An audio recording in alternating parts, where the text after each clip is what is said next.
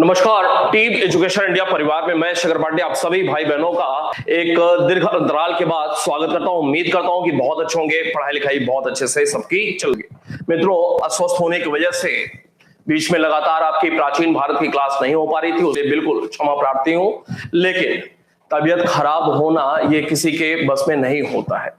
माफ करेगा उसके लिए, एक छोटा सा व्यवधान रहा है, लेकिन आज से आपकी क्लासेस निरंतर आरंभ कर रहा हूं। और कैसे भाई, कुछ लोगों के नाम लेता हूं। अभिषेक जी, शिवराम, पवन, सचिन, रोहित, सविता, रेणु, नीलम, बहुत सारे लोग हैं। उम्मीद करता हूं बहुत बढ़िया से होंगे, किसी प्रकार की कोई परेशानी नहीं आ रही होगी। देखिए, शुरुआत करेंगे। पिछली क्लास में हम लोग बात कर रहे थे महाजनपद काल के संदर्भ में, और महाजनपद काल के बाद जो स्मृति काल है, जिसमें कुछ महाजनपद काल और स्मृति काल के अंतर्गत जो कुछ विदेशी आक्रमण देखने को मिलते हैं। हमने ईरानी आक्रमण की बात किया हुआ था। 6ठी सदी ईसा पूर्व अर्थात महाजनपद काल के दौरान ही, महाजनपद काल अर्थात 6ठी सदी ईसा पूर्व ईरानी आक्रमण होता है। ईरानी आक्रमण के विषय में बहुत बढ़िया से उसके प्रभाव के संदर्भ में सारी बातें हमने किया हुआ था। आज जो कुछ एक दूसरा विदेशी आक्रमण देखने को मिल रहा है वो है यूनानी आक्रमण। बिल्कुल ध्यान से समझेंगे, सारी बात एक बार में समझते समझते ही याद हो जाएगी। यूनानी आक्रमण की बात करेंगे, और ये जो यूनानी आक्रमण होता है वो यूनानी आक्रमण बेसिकली सिकंदर के नेतृत्व में देखने को मिलता है, अर्थात सिकंदर का आक्रमण देखने को मिलता है। अब एक प्रश्न दिमाग में आना चाहिए कि भारत में जो प्रथम विदेशी आक्रमण हो रहा है वो ईरानियों के द्वारा हो रहा है। जो ईरानी आक्रमण हुआ, बात समझते रहेंगे, ईरानी आक्रमण हुआ वो 6ठी सदी ईसा पूर्व में, ऐसे भी प्रश्न बनेगा, 6ठी सदी ईसा पूर्व में देखने को मिल रहा है। क्या था ये? 516 ईसा पूर्व आपने लिखा हुआ था, बिफोर क्राइस्ट लिखा हुआ था 516। और अगर यूनानी आक्रमण की बात किया जाए तो यूनानी आक्रमण सिकंदर के नेतृत्व में हो रहा है। और कब हो रहा है? तो ये 326 ईसा पूर्व में भारत में प्रवेश कर रहा है सिकंदर। 326 ईसा पूर्व में भारत में प्रवेश कर रहा है। और 326 ईसा पूर्व का मतलब क्या हो जा रहा है? ये हो रहा है 4थी सदी ईसा पूर्व। कौन सा भाई? 4थी सदी ईसा पूर्व हो रहा है। इसका मतलब जो दूसरा विदेशी आक्रमण हुआ 6ठी सदी ईसा पूर्व के बाद, लगभग 200 वर्ष के बाद यूनानी आक्रमण 4थी सदी ईसा पूर्व में देखने को मिल रहा है। अब ये जो सिकंदर का आक्रमण हो रहा है तो सिकंदर को भारत में सिकंदर के नाम से जाना जाता है, लेकिन विदेशी अगर इतिहास की बात किया जाए तो इसे ही अलेक्जेंडर के नाम से भी जाना जाता है, अलेक्जेंडर। और भारत में इसके आक्रमण की शुरुआत हो रही है 326 ईसा पूर्व में। लेकिन थोड़ा सा अलेक्जेंडर या सिकंदर के विषय में 2 लाइन इसके पहले, भारत आने के पहले। एक तो ये कि ये अलेक्जेंडर या सिकंदर यूनान का एक प्रांत था जिसका नाम था मकदूनिया। मकदूनिया अर्थात इसे ही कहा जाता है मेसिडोनिया। मेसिडोनिया का यह व्यक्ति था, मकदूनिया या मेसिडोनिया का, जो कि यूनान का ही एक प्रांत था। और यहां का ये राजा हुआ। कैसे राजा हुआ? तो मकदूनिया में इसके जो पिता थे उसका नाम था फिलिप। ये सारी बातें बच्चों वाली है, आप पहले से भी जानते होंगे, रिपीट कर लेते हैं। फिलिप इनके पिता का नाम था। और फिलिप की मृत्यु के बाद अब एक प्रश्न कभी ये पूछ लिया जाए कि सिकंदर जो राजा बना तो कितने वर्ष की आयु में ये राजा बना हुआ था? तो फिलिप की मृत्यु के बाद 20 वर्ष की आयु में यह राजा बना हुआ था। 20 वर्ष की आयु में भाई साहब राजा बने हुए थे। इसके बाद अब भारत में ये जो आना हो रहा है, तो भारत में आने का कारण सीधे सीधे यही है कि विश्व विजय का सपना देखा हुआ था, उसी परिप्रेक्ष्य में ये यूनान से बाहर निकले हुए थे। अब आपको ये भी बताया था ईरानी आक्रमण के संदर्भ में कि ईरानी क्षेत्र को या साम्राज्य को जीतने के बाद, ईरानी साम्राज्य को जीतने के बाद ही इन्होंने भारत का रुख किया हुआ था। अब एक प्रश्न यहां पे और महत्वपूर्ण बनता है, आमतौर पे लोगों को जानकारी नहीं होती है, जो सामान्यतः लोगों को जानकारी नहीं होती है। मैं लगातार उन प्रश्नों पे, उन बातों पे फोकस करता हूं, आपको रिकॉल कराने का प्रयास करता हूं कि ईरानी साम्राज्य को जीतने के बाद, ईरानी साम्राज्य के पतन के बाद, ईरानी साम्राज्य को पूरी तरह से ध्वस्त कर दिया था, जला दिया था इन्होंने। ईरानी साम्राज्य के पतन के बाद या उसको जीतने के बाद इन्होंने 326 ईसा पूर्व में भारत में प्रवेश किया। अब भारत में ये जो प्रवेश हो रहा है, कहां से इन्होंने भारत के लिए ईरानी साम्राज्य का पतन किया, उसके बाद किस क्षेत्र से भारत की ओर रुख किया हुआ था, तो याद करेंगे कि बल्ख अर्थात बैक्ट्रिया से इन्होंने भारत के अभियान की शुरुआत की। बल्ख के बाद इन्होंने सिंधु नदी एंड खैबर दर्रे को पार किया। खैबर दर्रा। अब एक प्रश्न और बन सकता है यहां पे कि निम्नलिखित में से कौन से एक दर्रे के माध्यम से या दर्रे का प्रयोग करके भारत में सिकंदर ने, इस प्रकार के नए नए प्रश्न बनते हुए दिखाई पड़ते हैं और लोगों के लिए मुश्किल भरा होता है। लेकिन बल्ख बैक्ट्रिया से ईरानी साम्राज्य का पतन ध्वस्त किया, उसके बाद बल्ख या बैक्ट्रिया से सिंधु नदी को पार करना, खैबर दर्रा को पार करना, इस पार करने के बाद ही भारत में ये प्रवेश करते हैं 326 ईसा पूर्व में। क्यों भाई, बात क्लियर हो रही है आसानी से? 326 ईसा पूर्व में भारत में प्रवेश कर रहे हैं। अब ये जो भारत में प्रवेश कर रहे हैं, तो इसको भी लेकर के एक बात जो कि आप लोगों को जानकारी नहीं होगी कि ये जो भारत में आने का निमंत्रण दिया जा रहा है, वो किसके द्वारा दिया जा रहा है। भारत भी एक क्षेत्र है, भारत को भी आप सिकंदर को जीत लेना चाहिए, ये प्रस्ताव किसने दिया हुआ था? तो ये जो निमंत्रण दिया गया था वो तक्षशिला का राजा था आम्भी। तक्षशिला का राजा आम्भी था। और ये तक्षशिला का राजा जो आम्भी था, एक और प्रश्न यहां पे कि ये तक्षशिला का जो राज्य था आम्भी वाला, किन दो नदियों के बीच पड़ता था? तो एक सिंधु नदी और एक झेलम नदी। सिंधु और झेलम नदी के बीच, सतलज, ब्यास, रावी, चिनाब के बाद झेलम, फिर उसके बाद सिंधु, यही क्रम है। सिंधु और झेलम नदी के बीच आप में से कोई शायद याद नहीं रखा होगा कि ये जो आम्भी का क्षेत्र था किन नदियों के बीच का क्षेत्र था, बिल्कुल नई जानकारी। इसके साथ साथ एक और हिंदुकुश का राजा था। हिंदुकुश क्षेत्र का, हिंदुकुश पर्वत का नाम सुना होगा, हिंदुकुश क्षेत्र भी एक समय आबाद क्षेत्र था। हिंदुकुश क्षेत्र का जो एक राजा था, इसका नाम था शशिगुप्त। हिंदुकुश क्षेत्र का राजा शशिगुप्त तथा तक्षशिला के राजा आम्भी ने इन्हें आमंत्रित किया हुआ था, आप आइए, आपको विश्व विजेता बनना है। भारत भी एक उपजाऊ क्षेत्र है, आपके मनमाफिक क्षेत्र है, उसे भी जीत कर जाइए। तो इस प्रकार का निमंत्रण सिकंदर को इन लोगों ने दिया हुआ था।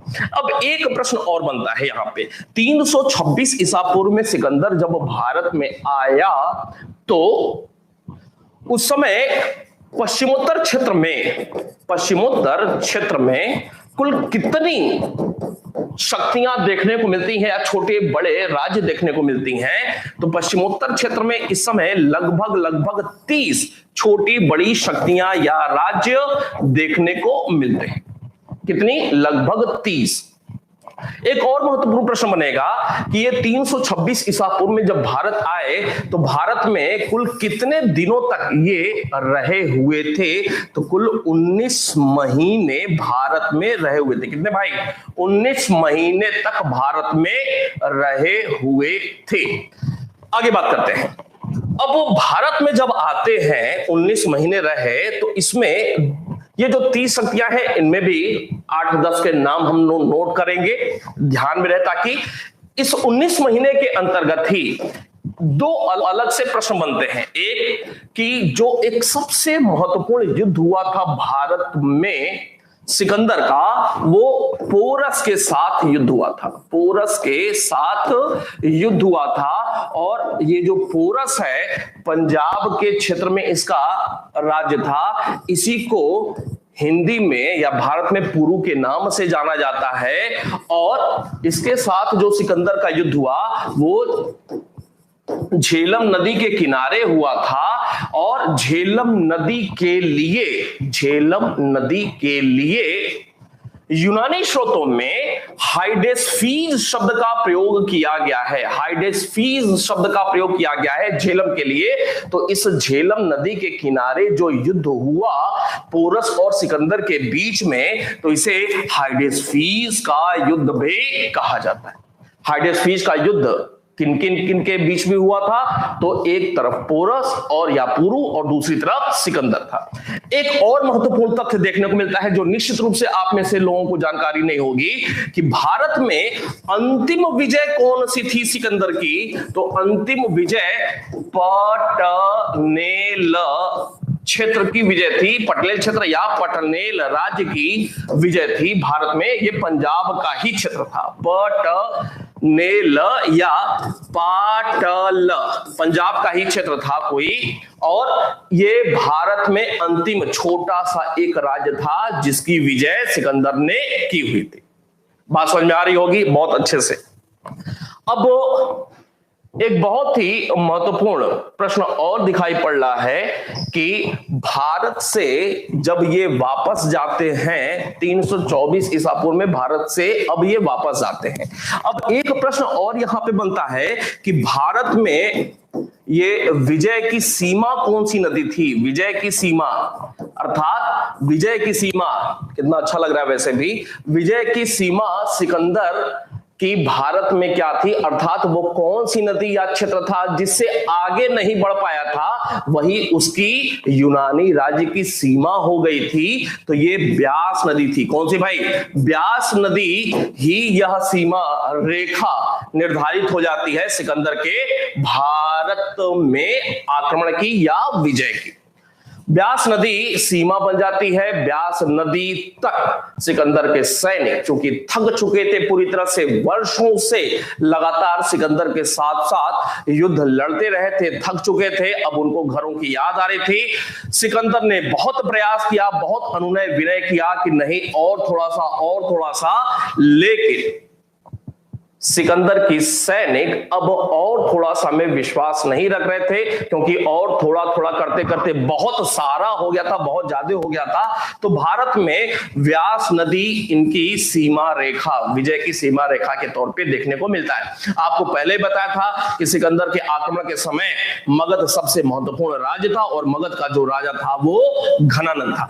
भारत से वापस जाते हैं अर्थात व्यास नदी पर अपना विजय स्मारक बनवा करके, विजय स्मारक यहां पे बनवाते हैं और सूर्य देवता की पूजा करते हैं, अपोलो की पूजा करते हैं। और व्यास नदी पे विजय स्मारक बनवाने के बाद यहां से भारत से वापस जाता है और 323 ईसा पूर्व में, 323 ईसा पूर्व में कहां पे? बेबीलोन में। और मेरी जानकारी में बेबीलोन इस समय कहां पे है? वर्तमान इराक में। इराक में बेबीलोन देखने को मिलता है। 323 ईसा पूर्व में इनकी मृत्यु हो गई। और एक बहुत ही महत्वपूर्ण प्रश्न ही बनता है जानकारी के लिए, अलग अलग सोर्सेज में या अलग अलग, एक बहुत ही महत्वपूर्ण हॉलीवुड की फिल्म भी आई थी, अलेक्जेंडर नाम से ही हॉलीवुड की फिल्म आई थी, जिसमें यह दर्शाया गया है कि सिकंदर के ही साथ के कुछ लोग थे, उसके दोस्त मित्र ही थे सेनापति के रूप में, जिन्होंने उसको जहर दे करके मार दिया हुआ था। अब क्या सही है क्या गलत है, ये बहुत ही दुविधा वाली बात है। तो आज तक न प्रश्न बना है कि उसकी मृत्यु कैसे हुई थी, न बनेगा आगे भी कहां पे मृत्यु हुई थी, कब हुई थी, ये एक महत्वपूर्ण प्रश्न बनता है जरूर से। अब भारत में जो सिकंदर का आक्रमण हो रहा है, सिकंदर के आक्रमण के बाद यूनानी जो आक्रमण है सिकंदर के नेतृत्व में, उसका कुछ इंपैक्ट पड़ा या नहीं पड़ा? कभी भी किस समय काल की जब जानकारी हम रखते हैं तो इतिहास में एक महत्वपूर्ण तथ्य के रूप में कभी भी किसी भी तथ्य के संदर्भ में एक महत्वपूर्ण तथ्य यह निकलता है कि क्या उसका कुछ प्रभाव पड़ा, हां या नहीं। हर चीज का सकारात्मक या नकारात्मक प्रभाव जरूर देखने को मिलता है। तो इतिहास में उसका भी अध्ययन निश्चित रूप से किया जाता है। यूनानी आक्रमण का, यूनानी या सिकंदर के आक्रमण का प्रभाव क्या रहा, बहुत ही महत्वपूर्ण है। पहला प्रभाव में अगर बात किया जाए तो यूनानी आक्रमण अर्थात सिकंदर का आक्रमण जो हुआ वो 326, ये यूनानी स्रोत बता रहे हैं, ये भारतीय स्रोत नहीं बता रहे हैं। सिकंदर का भारत पर आक्रमण हुआ 326 ईसा पूर्व में। ईरानी साम्राज्य को समाप्त करने के बाद भारत में बैक्ट्रिया के रास्ते होते हुए प्रवेश किया हुआ था, इस बात की जानकारी यूनानी सोर्सेस देते हैं। और यहां से यह एक पक्की बात निकल करके आ गई कि भारत में 326 ईसा पूर्व से लेकर के 324 ईसा पूर्व के बीच में सिकंदर रहा। यह एक पक्का डेट निकल करके आ गया, एक पक्का वर्ष निकल करके आ गया। तो सिकंदर के आक्रमण से जो पहली सबसे महत्वपूर्ण बात होती है कि भारतीय इतिहास का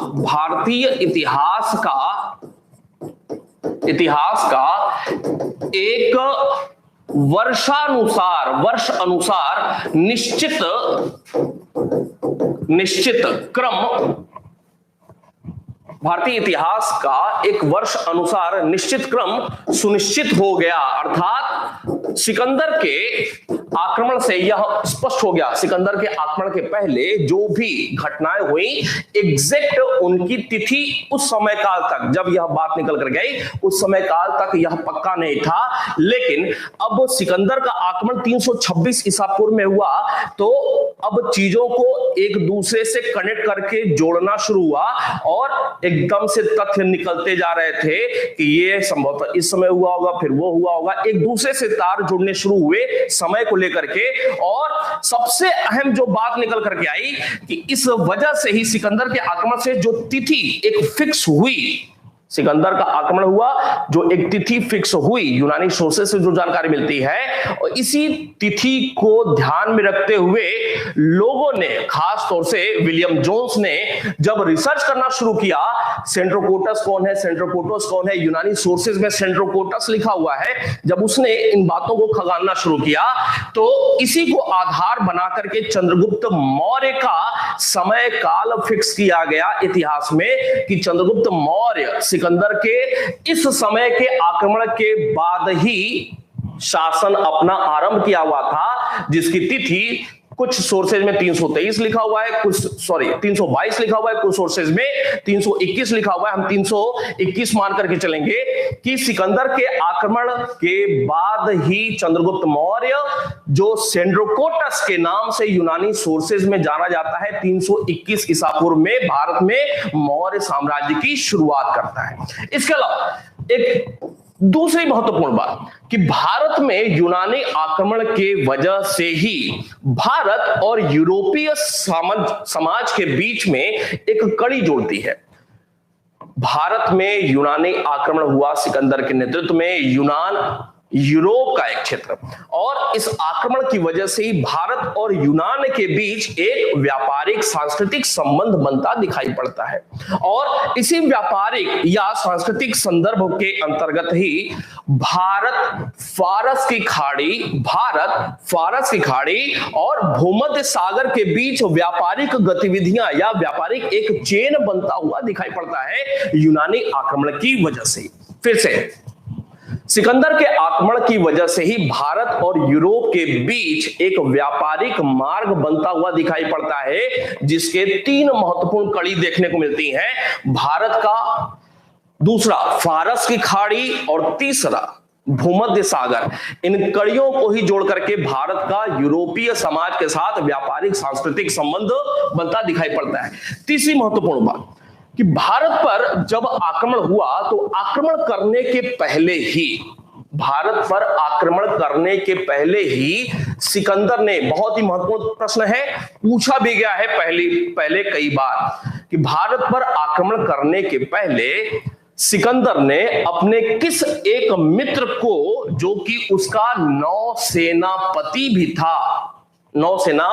का सेनापति भी था, किस मित्र अर्थात नौसेना सेनापति को सिंधु नदी के मार्गों की पहचान करने के लिए भेजा हुआ था। तो सिकंदर ने अपने मित्र नियारकस, नाम सुना होगा, अपने मित्र, और ये जो मित्र थे नियारकस, वो उसकी नौसेना के सेनापति भी थे। उसको सिंधु नदी के मार्ग, और सिंधु नदी के मार्ग पे जगह जगह कौन से बंदरगाह हो सकते हैं या थे, उनका पता लगाने के लिए भी भेजा हुआ था। इसके अलावा एक और महत्वपूर्ण बात देखने को मिल रही है कि सिकंदर का जब आक्रमण हुआ और सिकंदर आक्रमण के बाद जब जाता है, इस दौरान सिकंदर ने कुछ नगरों की भी स्थापना किया हुआ था, कुछ नगर की भी स्थापना किया हुआ था। इन नगरों में जैसे एक नाम बहुत ही फेमस है, निकैया, नाम सुना होगा। निकैया के अलावा बुकेफल,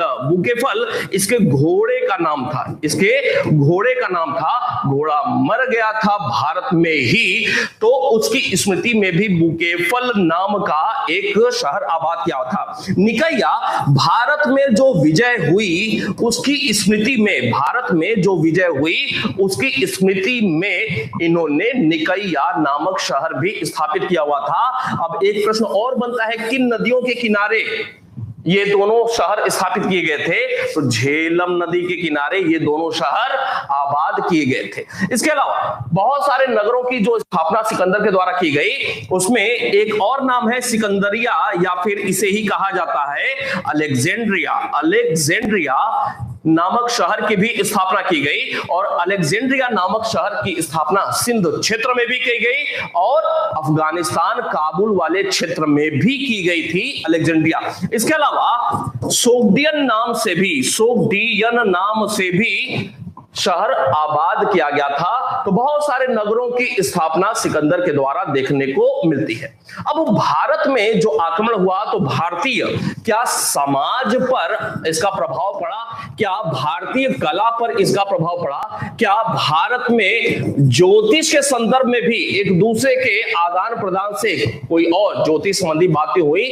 ये भी एक महत्वपूर्ण तथ्य के रूप में देखने को मिलता है। और समाज की अगर बात किया जाए तो यूनानी प्रभाव से ही ध्यान देंगे, बहुत ही महत्वपूर्ण तथ्य, बहुत बार परीक्षा में प्रश्न पूछा हुआ है।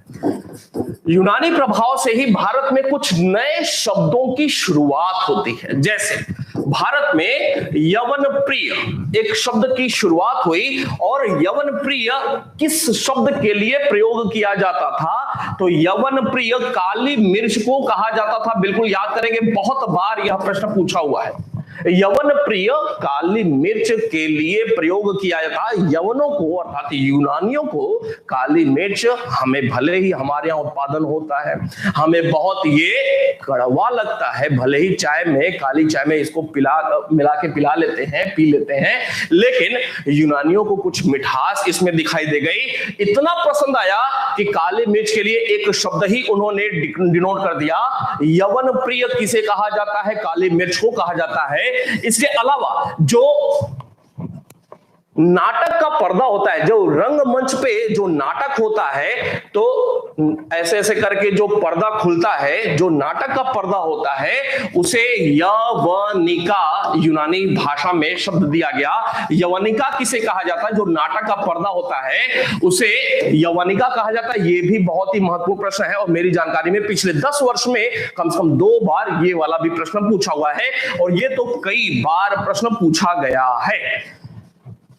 काली मिर्च को ही काला सोना भी, टेट सीटेट में काला सोना, यह भी प्रश्न पूछा हुआ है, किसे काला सोना कहा जाता है? तो काली मिर्च को ही, जिसे यूनानी भाषा में यवनप्री कहा गया है, काली मिर्च को ही काला सोना भी कहा जाता है। कला के क्षेत्र में अगर देखा जाए तो कला के क्षेत्र में जो अशोक के जो स्तंभ है, नाम सुना होगा अशोक के स्तंभ का।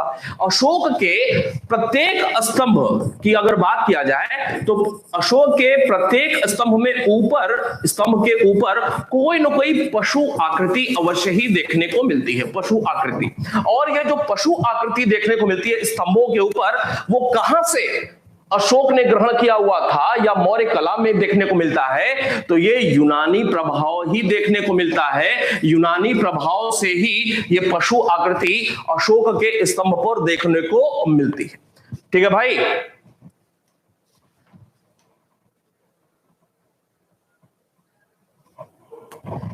यूनानी कला के अंतर्गत ही एक और तथ्य बहुत ही महत्वपूर्ण, जब मौर्योत्तर काल हम देखेंगे तो मौर्योत्तर काल में एक कला की शैली देखने को मिलेगी जिसे कहा जाता है गांधार कला।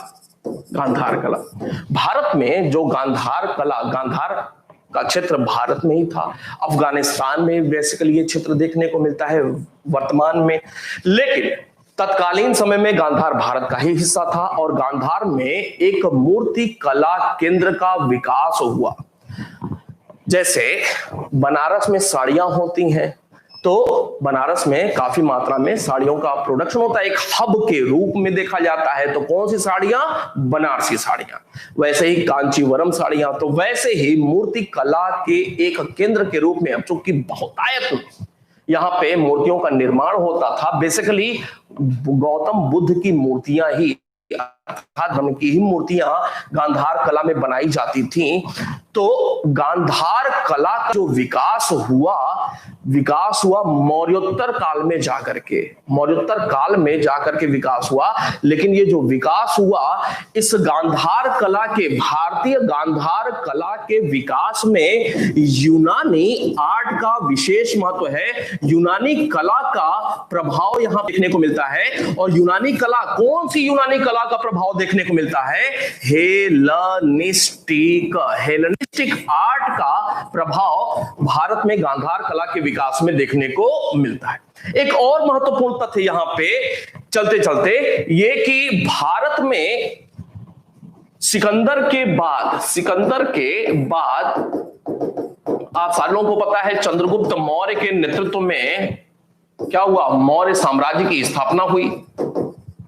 और चंद्रगुप्त मौर्य का जो साम्राज्य था वो ये पूरा का पूरा एरिया, कहां तक? मैसूर तक, ये चंद्रगुप्त मौर्य का ही क्षेत्र था। चंद्रगुप्त मौर्य के द्वारा ही जीता गया मौर्य साम्राज्य का अभिन्न अंग था। और ये जो पश्चिमोत्तर भारत का क्षेत्र है, ये पश्चिमोत्तर भारत का क्षेत्र एक ही बार में चंद्रगुप्त मौर्य के हाथ में या मौर्य साम्राज्य का अभिन्न अंग कैसे बन गया?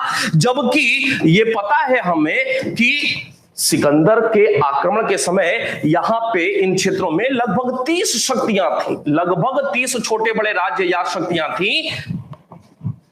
लेकिन चंद्रगुप्त मौर्य के लिए एक आसान काम ये कर गया सिकंदर, इन 30 शक्तियों को जीत करके एक पूरा का पूरा यूनानी राज्य बना दिया।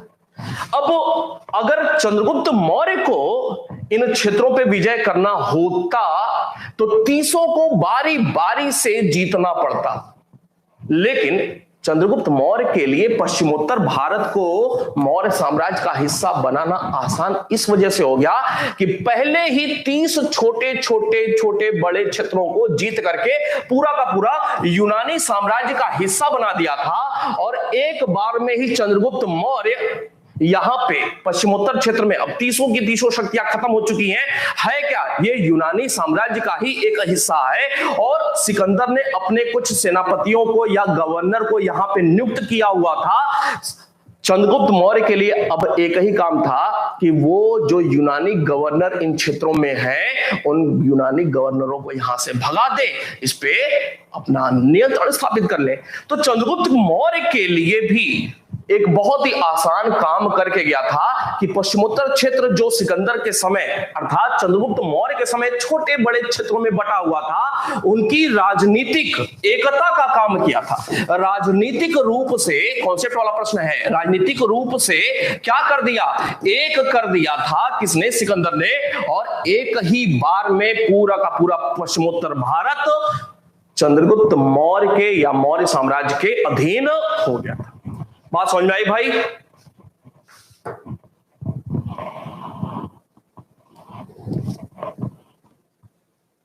बताएंगे जरा।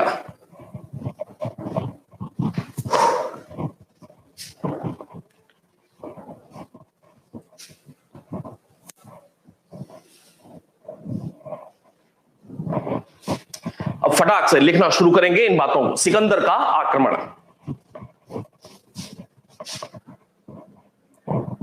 सिकंदर का आक्रमण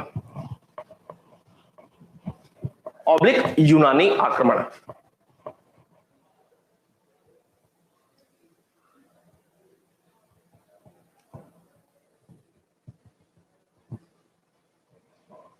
ठीक है,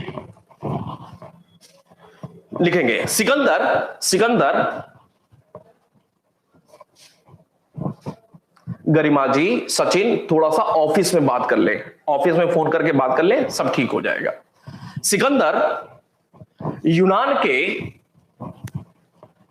के मकदूनिया, यूनान के मकदूनिया का राजा था। यूनान के मकदूनिया का राजा था। इसके पिता फिलिप।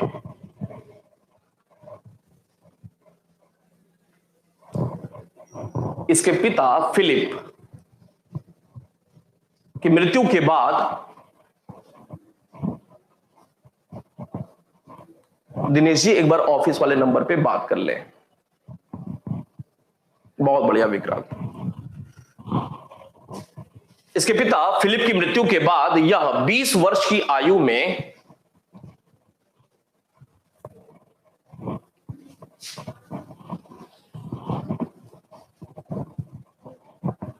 मकदूनिया का राजा बना।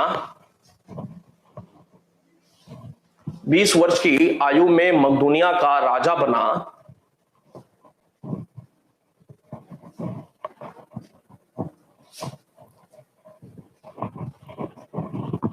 एक लाइन और लिखें, एरियन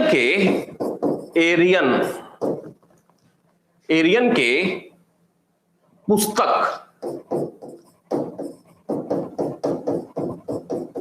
एरियन के पुस्तक एनाबोसिस, एरियन के पुस्तक एनाबोसिस, एरियन के पुस्तक एनाबोसिस से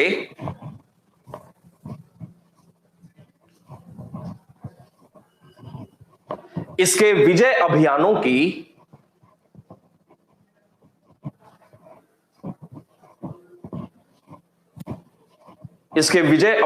की जानकारी मिलती है।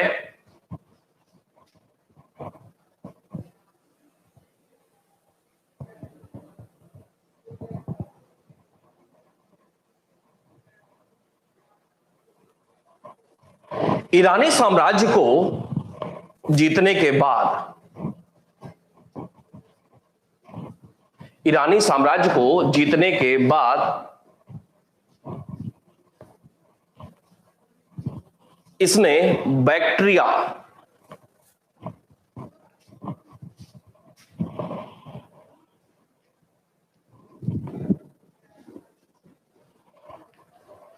जीतने के बाद इसने बैक्ट्रिया, ब्रैकेट में बल्ख, मध्य एशिया का भाग है, बैक्ट्रिया ब्रैकेट में बल्ख से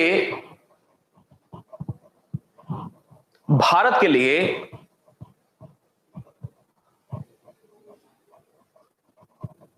जी ममता जी बिल्कुल, भारत के लिए अभियान किया।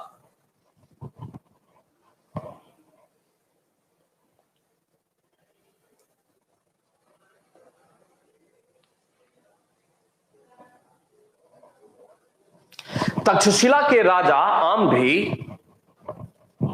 तक्षशिला के राजा आम भी तथा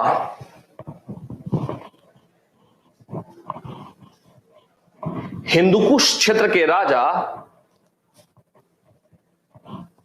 हिंदुकुश क्षेत्र के राजा शशिगुप्त ने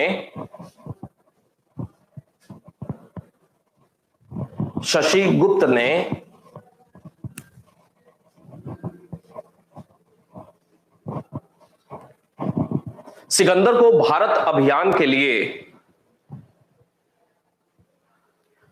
अनीता, ललिता, स्मिता बिल्कुल भी परेशान ना हो, कोई भी, लगातार काम हो रहा है, एक आध घंटे और वेट कर ले, मिल जाएगा। भारत अभियान के लिए आमंत्रित किया था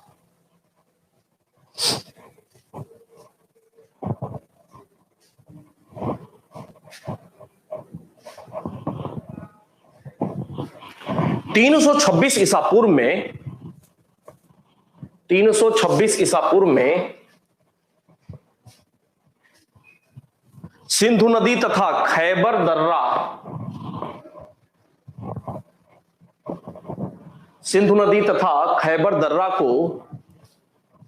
दर्रा अंडरलाइन पार कर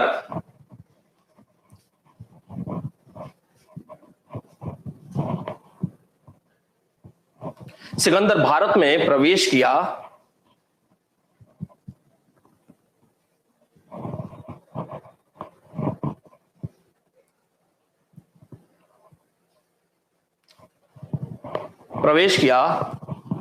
भारत में वह लगभग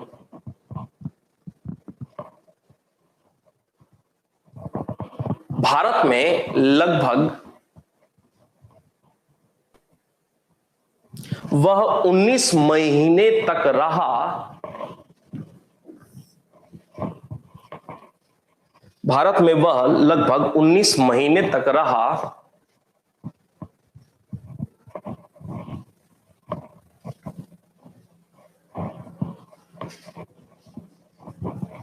किंतु व्यास नदी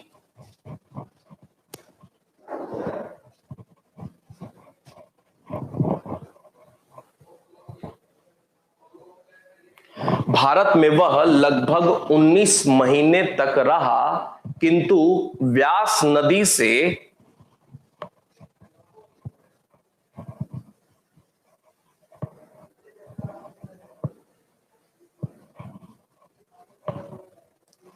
रंजना जी मैं बताऊंगा, बिल्कुल 1-2 दिन बाद मैं सबको बात कर लूंगा। भारत में व्यास नदी से आगे नहीं बढ़ सका। व्यास नदी के तट पर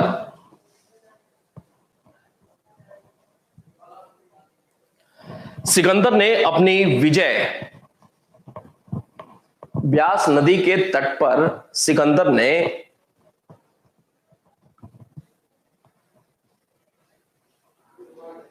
अपनी विजय सीमा निर्धारित की।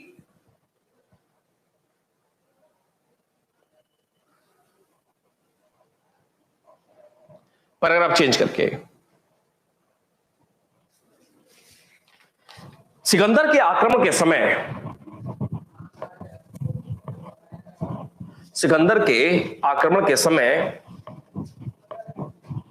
पंजाब, सिंध तथा पश्चिमोत्तर क्षेत्र में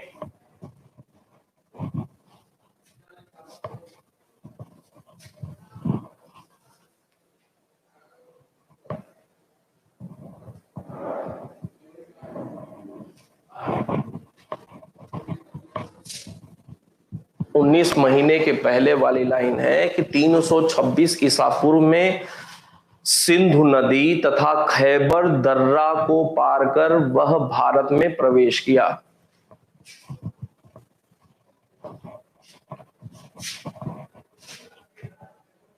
पैराग्राफ चेंज करके इस समय भारत में कुल पंजाब, सिंध तथा पश्चिमोत्तर क्षेत्र में कुल 30 छोटे बड़े राज्य ऑब्लिक शक्तियां थीं।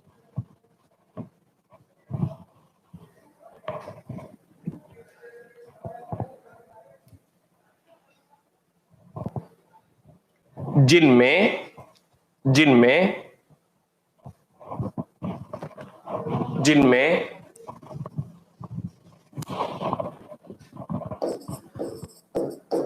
तक्षशिला का आम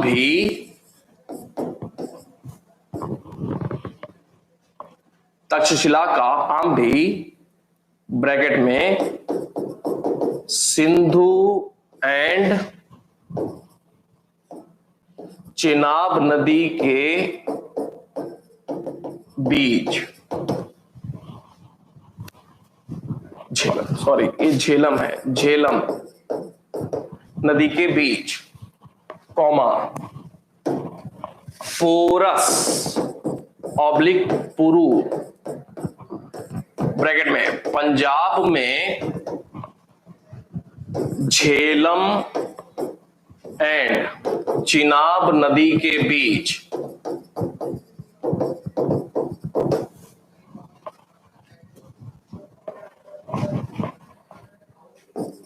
कौमा अभिसार क्षुद्रक मालव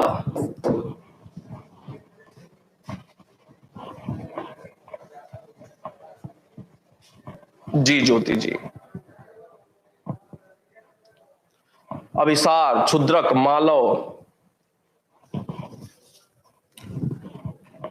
नीसा अश्वक अद्रैस्ताई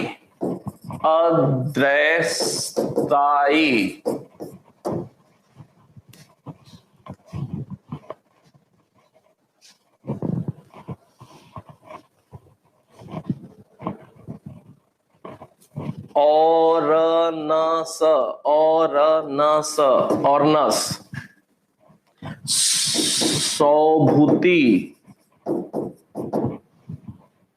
सौभूति एंड पंजाब की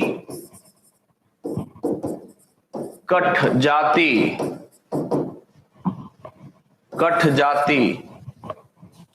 तथा निचली सिंधु क्षेत्र के ब्राह्मण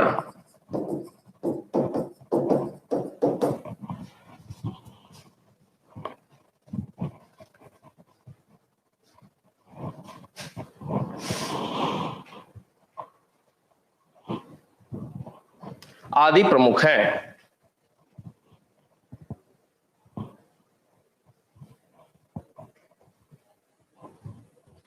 आदि प्रमुख हैं। इसी में सिकंदर तथा पुरु के बीच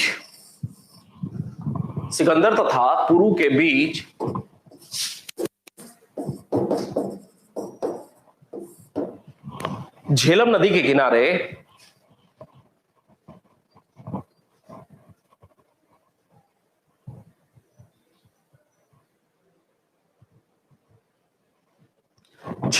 किनारे हाइडेस्फीस का युद्ध हुआ था।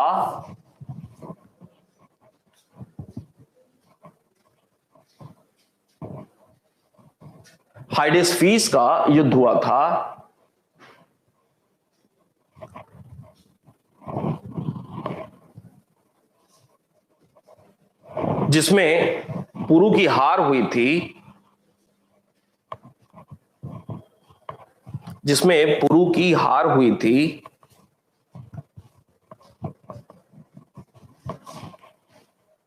किंतु उसकी वीरता से प्रभावित होकर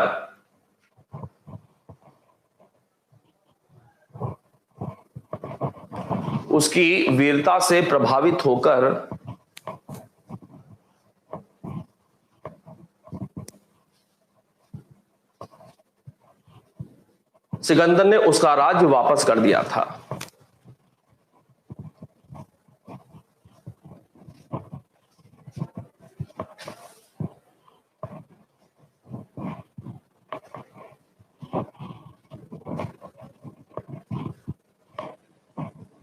इसी में अंतिम लाइन पटनेल ब्रैकेट में पाटल राज्य की विजय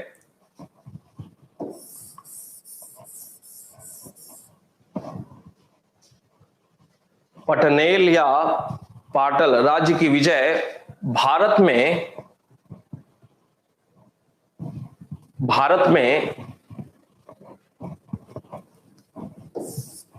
सिकंदर की अंतिम विजय थी।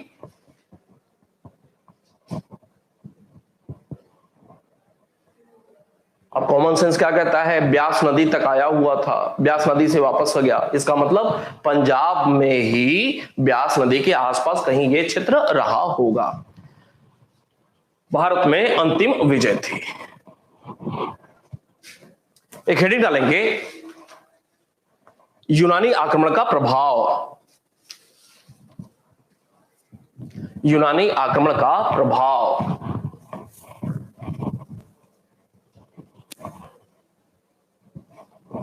यूनानी आक्रमण का प्रभाव डैश। एक इतिहासकार, ऐसे लिखें, एक इतिहासकार स्मिथ के अनुसार, विंसेंट स्मिथ, एक इतिहासकार स्मिथ के अनुसार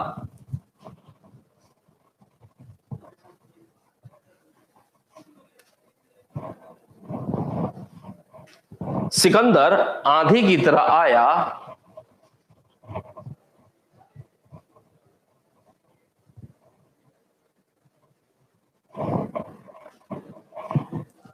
सिकंदर भारत में आंधी की तरह आया और तूफान की तरह चला गया,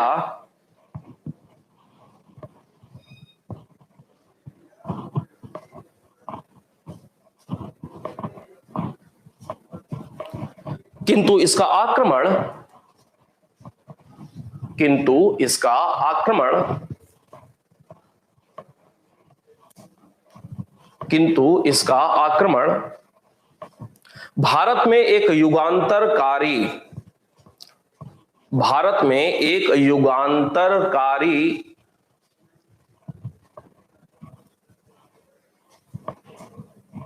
भारत में एक युगांतरकारी घटना के रूप में, घटना के रूप में रहा, जिसके कुछ प्रभाव हैं डैश, जिसके कुछ प्रभाव हैं डैश। बस इतना ही लिखेंगे आज, ये सारी बातें कल नोट करेंगे।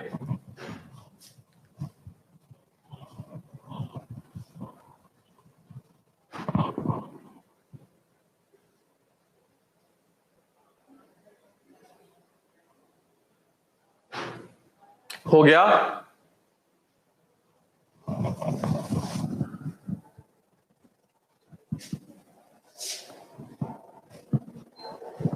ठीक है, फिर मिलते हैं हम लोग, कल मिलेंगे, यहीं से फिर आगे बढ़ जाएंगे। ठीक है, कल से 4 बजे लेकिन मिलेंगे। ठीक है, मिलते हैं फिर, धन्यवाद।